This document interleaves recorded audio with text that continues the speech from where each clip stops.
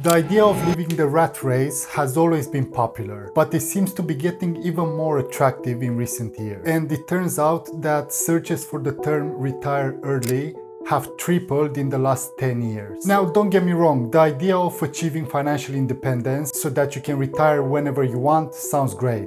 But not when it's taken to extremes. This is where the FIRE community comes in, representing the more extreme end of the retire early movement. Their approach is simple and appealing. Spend less than you earn and invest the surplus. It's a solid strategy, but over time, some savers have stretched this concept too far, taking it out of proportion. For example, some FIRE followers promote extreme frugality, encouraging saving up to 70% of their income. They suggest investing aggressively with the aim of generating enough returns to replace their salary. This is obviously not limited to the FIRE movement followers, because even those who don't consider themselves part of this group are determined to retire early at any cost. And for some people, the drive to save more and work harder to achieve a future ideal can become an unhealthy obsession. Now think about it. Why do you even want to retire early?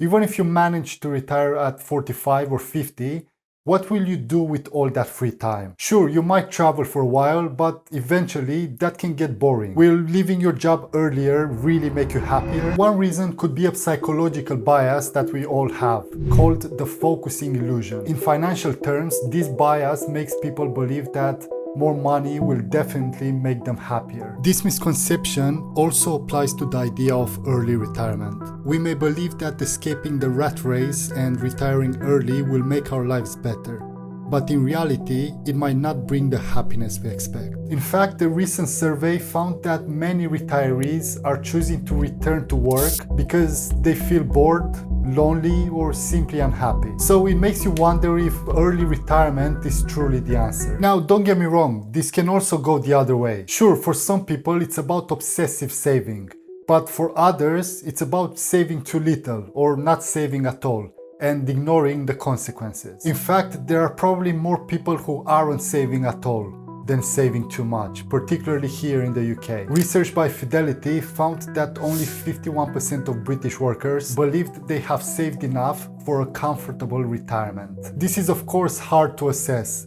Knowing how much you need is difficult to calculate because there are so many unknowns. A common response is goal setting. For example, clear the mortgage at 45 and have a pension pot of £400,000. But it does make us anxious and makes us question ourselves. Have we saved too little? Better be on the safe side than save more and more so that we have a good life in retirement. Such precise targeting might work for some people, but if it turns into a compulsion and obsession, then living for now is entirely replaced by living for the future. This could lead to a situation where the future never actually arrives, becoming a permanent state of waiting. Given that people are living longer, planning for retirement needs a new approach. And according to a study by Vanguard, the way people view retirement, at least those outside the FIRE movement, is actually changing. Whereas retirement traditionally involves a complete and abrupt break from work, Vanguard's study found that many of today's pre-retirees intend to keep working in some capacity in later life. They found that of those who hadn't yet retired,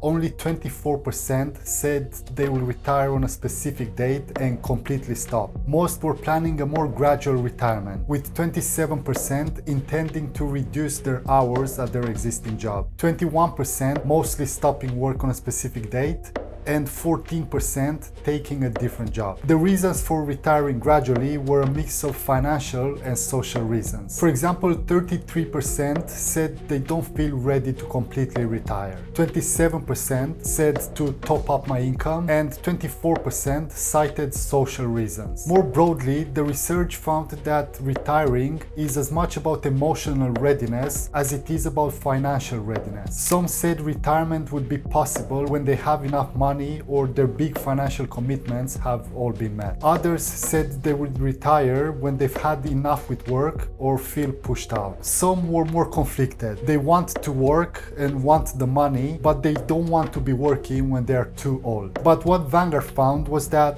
one way of balancing these emotional and financial triggers is retiring gradually. Research participants said gradual retirement provides a sense of purpose and social interaction. It might be lower paid, but it's less stressful and offers more control and independence. At the same time, many people now approach the idea of mini retirements. Instead of looking for shortcuts to retirement by saving aggressively and living frugally, early retirement can come in the form of shorter breaks for travel or other pursuits. This is very interesting to see, but not surprising because many people forget that work can maintain engagement, keep us all sharp, as well as maintain social connections and even a sense of purpose. The ideal employment and employer would keep alive these beneficial attributes while giving you more time to pursue the things you love. Don't get me wrong, I understand 100% that we have a savings crisis. Too few people invest and too many people invest too little. We need those who aren't saving enough to embrace long-term investing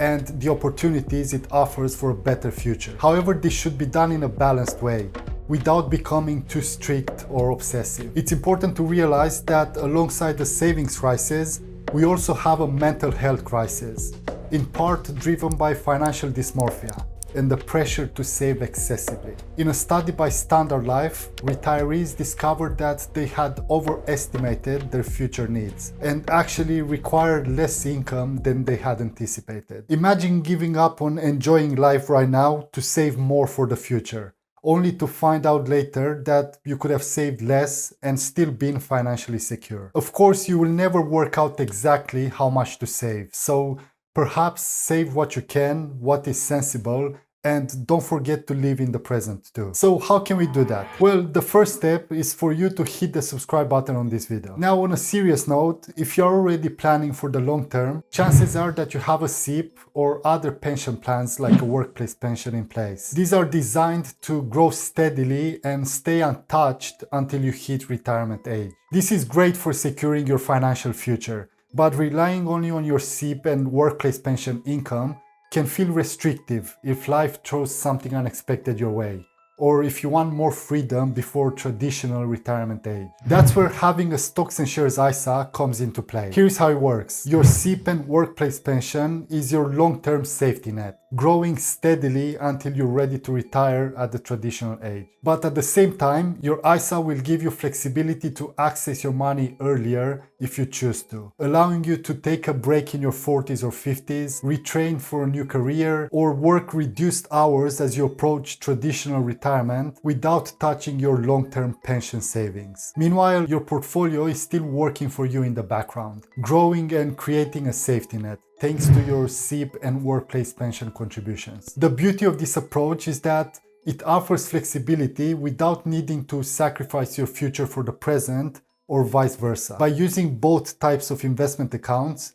you have the best of both worlds: the security of a pension growing over time and the flexibility of an ISA for shorter term needs or mini retirements. Now, while the key principle of long-term investing is to let your investments grow and avoid touching them, having flexibility doesn't mean you should constantly dip into your funds. Instead, it's about giving yourself options for the future without locking up all your money until you're in your 60s. You are still sticking to the long-term rule of not touching your investments, but you also have the peace of mind that you are not completely locked in. This approach balances living in the moment with planning for a secure future, which may be a healthier option than either fully committing to the FIRE movement or not saving at all. If you don't have a stocks and shares ISA yet and want to learn how to create the most effective investment portfolio, check out this video next, where I share my insights on the best portfolio strategies for people in their 30s and 40s.